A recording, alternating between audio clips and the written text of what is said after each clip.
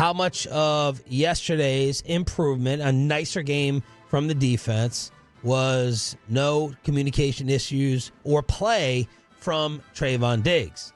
I don't have the answer to that. I can't say, look, my answer for this Cowboys defensive performance is going to be they're missing 3 wideouts and lost their quarterback. Now, Jaden Daniels was off yesterday. I wrote down at least 3 throws in which he let the Cowboys off the hook with just some outright misses. That's all.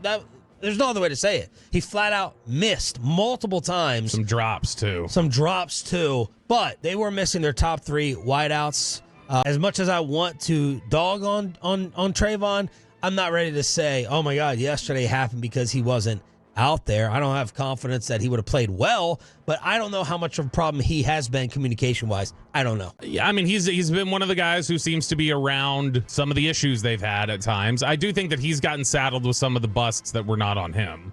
But, like, I mean, for instance, they've flat out told us the jam that he had against Chicago, that's not what they wanted him to do. That's not the technique he was supposed to play. They didn't want him up there doing that. He jammed, he slipped, and then they scored on him. And so I do think that was something you heard kind of chattered about in the press box yesterday, was the idea of, man, there's more man coverage, and that's why you're playing generally assignment sound. You're not necessarily playing great, but you're playing assignment sound. Because Trevon wants to play more man.